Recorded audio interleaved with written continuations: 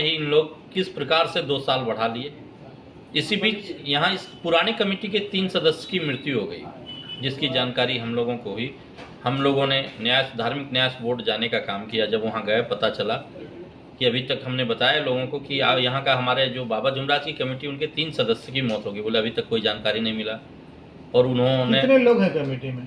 अभी 10 कमेटी। दर्शकों, इन दिनों बाबा जुमराज स्थान का जो प्रांगण है ना, एक तरह से लड़ाई का अखाड़ा बना हुआ है कमेटी को लेकर। लेकिन हकीकत बताऊं, कमेटी को लेकर कहीं कोई लफड़ा नहीं है। यहाँ मेन लफड़ा जानते हैं किस चीज क्या? पैसे को लेकर। कमेटियां बनती हैं, बनी हैं, आगे भी बनेंगी, टूटी हैं, टूटती है और आगे भी टूटेगी। लेकिन बाबा जुमराज जो बरसों बरसों से यहाँ हैं, वो हमेशा रहेंगे। बाबा जुमराज की ख्याति बहुत राज्यों में, कई राज्यों के लोग यहाँ आते हैं। आपको याद होगा बाबूलाल मरांडी भी यहाँ आए थे, जो झारखंड के पहले मुख्यमंत्री थे। मैंने उनका भी इंटरव्यू लिया था। उन्होंने कहा था एक तरह से जिले की नाक है बाबा जुमराज का मंदिर। लेकिन आजकल इन दोनों यहाँ खूब विवाद हो रहा है नई कमेटी को लेकर। कई लोगों की आपत्ति है कि नई कमेटी जो बनी है उस कमेटी को हम लोग नहीं मानते, जबकि एसडीएम अभय तिवारी ने इसकी मान्यता दी है। साथ ही साथ धार्मिक न्यास बोर्ड पटना ने इसकी मान्यता दी। लेकिन कुछ लोगों का कहना है कि ये बंद कमरे में बैठक हुई, बंद कमरे में निर्णय लिया गया कि इसको क्या बनाना है। अब तो एसडीएम तिवारी सर जाने, या फिर धार्मिक न्यास बोर्ड जाने, या फिर अन्य लोग जाने। लेकिन नई कमेटी के जो हमारे साथ करता धरता है वो हमारे साथ जुड़ेंगे। मैं उनसे जानना चाहूँगा आखिर क्या मामला है, कहाँ कुछ मामला फंस रहा है।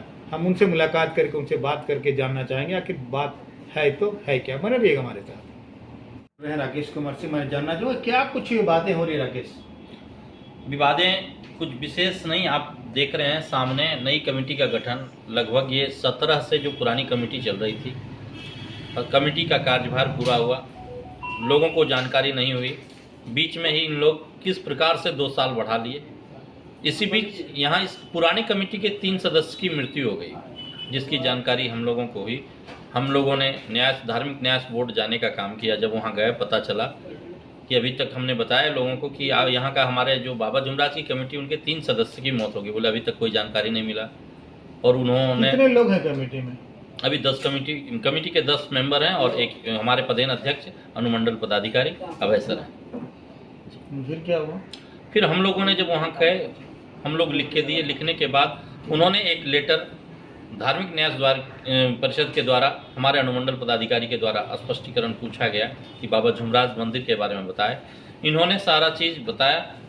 इनके लेटर जाने के बावजूद वहाँ से फिर धार्मिक न्यास बोर्ड ने इन्हें टिप्पणी किया कि पूर्व के कुछ कमेटी जो सही कार्य किए हैं एवं मृत सदस्य जो भी, उनकी जगह पे कुछ नए कमेटी का नाम चयन करके आप दें, ताकि नए कमेटी का गठन हो सके और बाबा जुमराज का विकास कार्य हो सके। तो अभय सर के द्वारा पुराने कमेटी के सदस्य को भी बुलाया गया।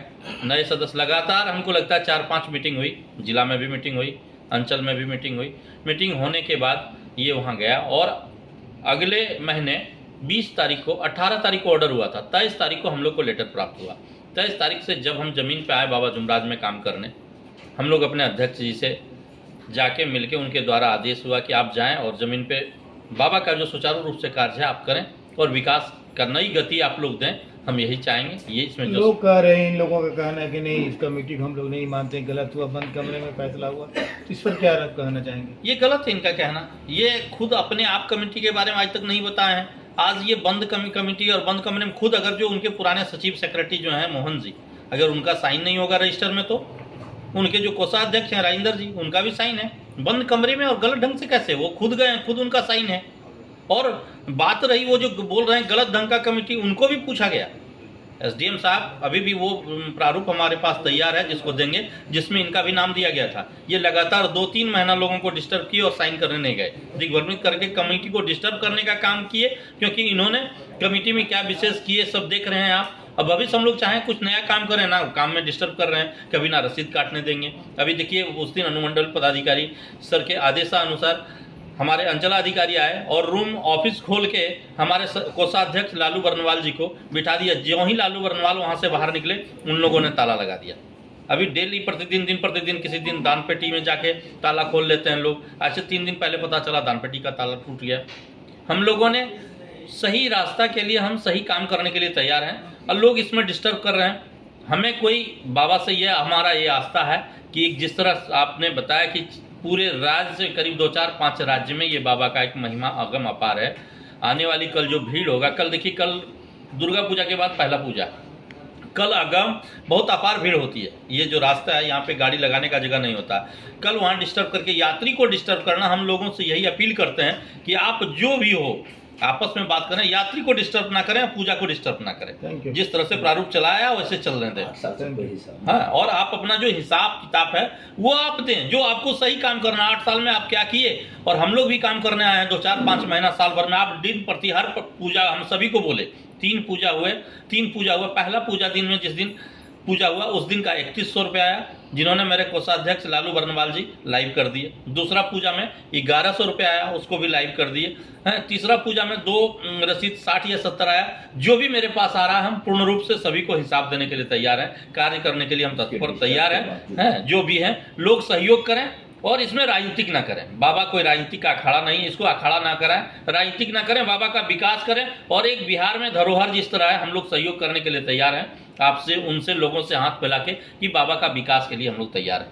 Thank you. ठीक के लिए कौन जिम्मेवार होगा? सीसीटीवी रूम के सारे कमरे के चाबी पूर्व कमेटी के पास है।